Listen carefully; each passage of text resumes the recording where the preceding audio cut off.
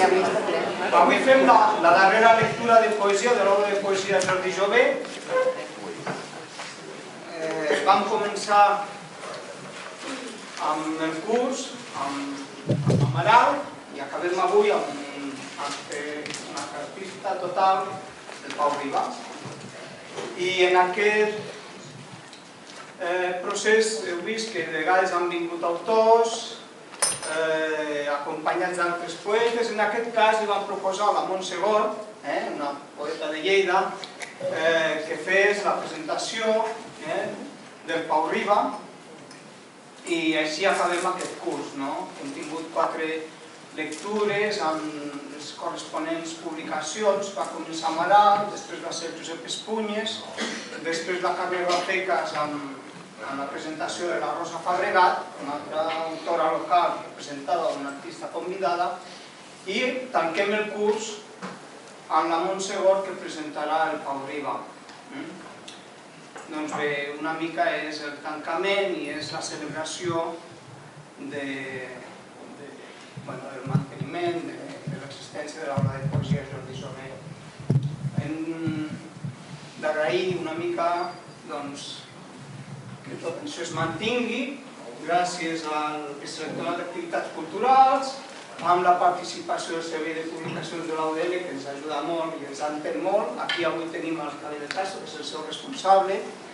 La col·laboració de l'Amat Baró, que encara no ha pogut arribar, però arribarà com a coordinador, amb la feina de la Rosa Franco, que és aquí, que és qui ha il·lustrat aquest curs, els 4 volums de l'obra de poesia, i res més. Moltes gràcies a tots per haver vingut i per celebrar que continuem amb l'obra de poesia de Jordi Jové. Deixo a la Montse que faci la presentació del Pau Riba, i li agraeixo molt al Pau Riba la bona disposició, l'interès, l'entusiasme que ha posat per venir aquí i llegir poemes seus. Gràcies a tots.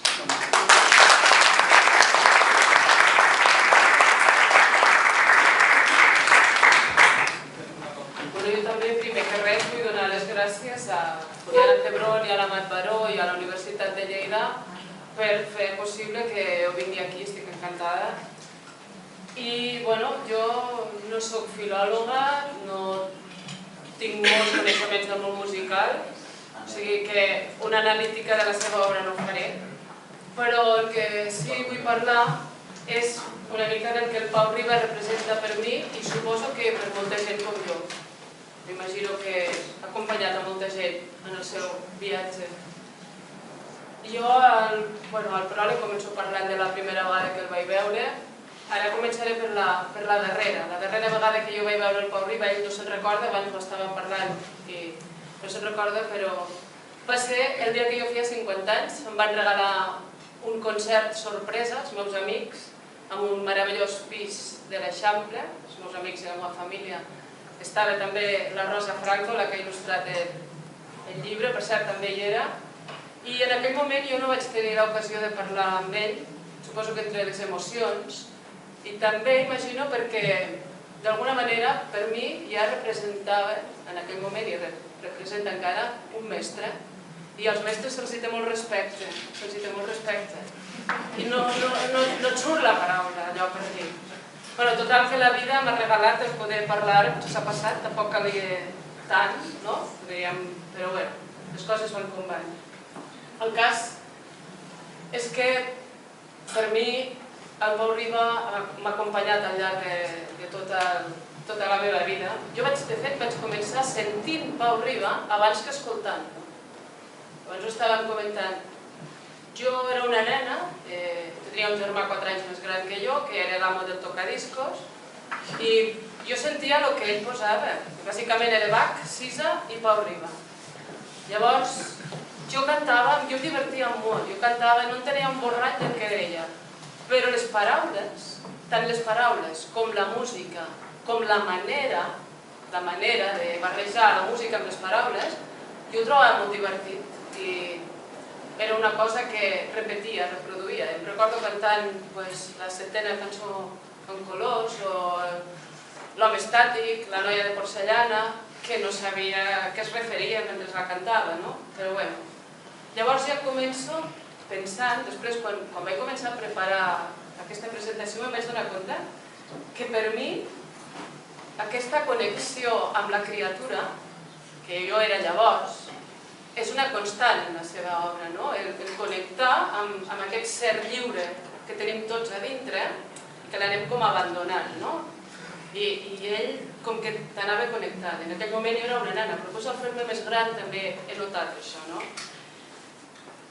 Que de fet, buscant paraules, jo estava escrivint i deia sí, perquè és aquesta connexió del nen de la malifeta, dic no, la malifeta no funciona, no sé, de la trapelleria, no trapelleria tampoc, no, de la gamberrada. Era una mica la connexió amb el nen gamberro, no? Amb aquest nen lliure però també gamberro, que de vegades no està exempt de perill, de vegades jo crec que pot rossar el perill. Jo ara me'n recordo també d'una vegada que va haver molta polèmica amb una copulació, em sembla que es deia, entre una sardana i un castell, que va haver certa polèmica perquè el funcionar com una criatura lliure té això, que de vegades hi ha el perill i has de comptar-hi, no?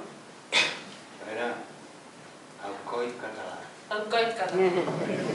Jo havia... La sardana i el castell, amb aquest Molt bé, molt bé. el coll català. La copulació. No m'ho van deixar fer i llavors jo vaig inventar aquesta copulació, Molt bé. que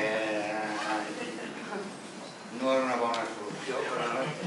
Bueno, no vas trencar res, però va estar a punt, no? Bueno, jo crec que, com comentava abans, el Pau Riba ha sigut com un company de viatge, una persona que t'ha posat el fil musical i més coses, probablement. No sé, és com un company de viatge que ja ha anat i tornat de tot arreu abans que tu, que dona molt bon rotllo, però que també et dona clatellades. Perquè cada vegada, sobretot quan t'allunyes d'aquesta essència, jo sento com la clatellada aquesta de la gamberrada, del sentit de l'humor, del desmitificar una mica aquesta realitat, això que diríem realitat, i tornar-te a l'origen, a l'essència. No sé, és com una mena de missioner involuntari, que té la missió de salvar-te de tota aquesta realitat i recordar-nos el nen que tots portem a dintre. Jo ho veig així. I a més, ho fa d'una manera com molt propera. Les paraules, per exemple, són paraules del teu entorn quotidià i els seus espectacles també surten exprimidores, ous, no sé, és molt proper. No s'han anat molt lluny a buscar les coses, són les d'aquí.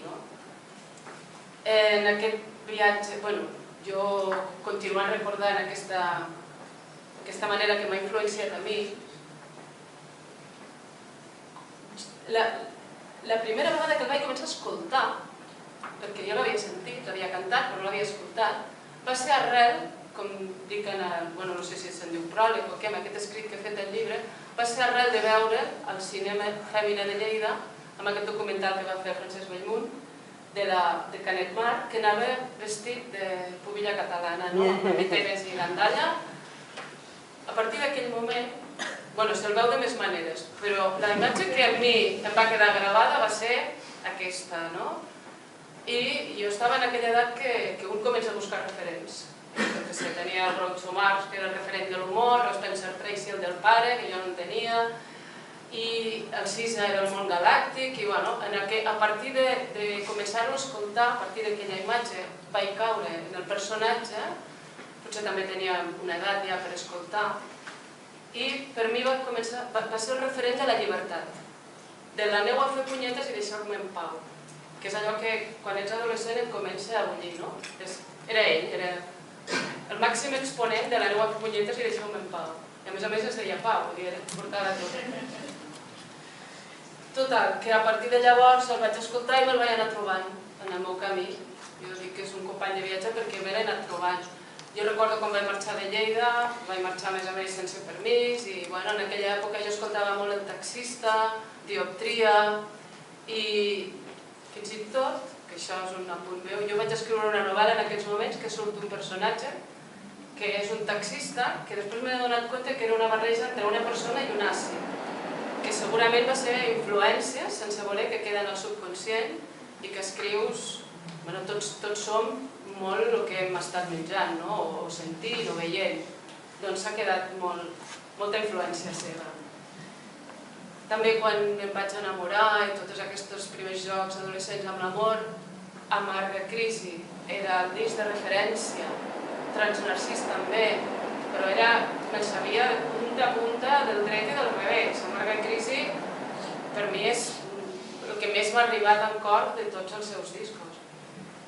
També quan jo, després d'una marxa familiar, vaig retornar, paral·lelament escoltava molt de Riba a Riba.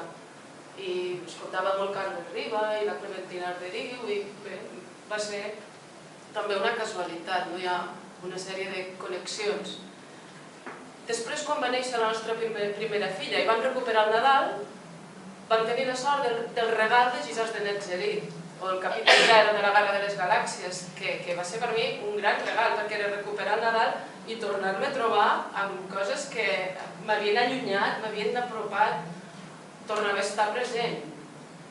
I fins i tot, i el més maco també és que veient, escoltant Mosques de colors al cotxe, veure com la meva filla petita està cantant coses que no entén ni un borrall, que les està cantant, que se les sap de memòria i que es diverteix moltíssim cantant-les, no? Amb el francès, i bueno, se'l sap tot, també, Mosques de colors. I encara més INRI, em vaig llegir el llibre que dedica a la seva mare, sa meva mare, justament una setmana que la meva mare era a l'hospital, com avui.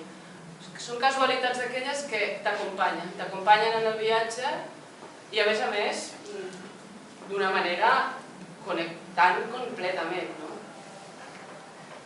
I això, també una altra connexió que la diré ara, vam coincidir en un disc que no coneix ningú, però casualment jo vaig escriure una cançó que va cantar la Maria del Mar Bonet, dedicada a l'Escola Massana, i ell va fer una cançó preciosa dedicada a la mà sana i a tots els seus dits, i això està en un disc, això també és bonic, dintre de sentir que t'ha acompanyat a tot el teu camí, i a més, és un producte petitet, però bueno, allí coincideixes, no?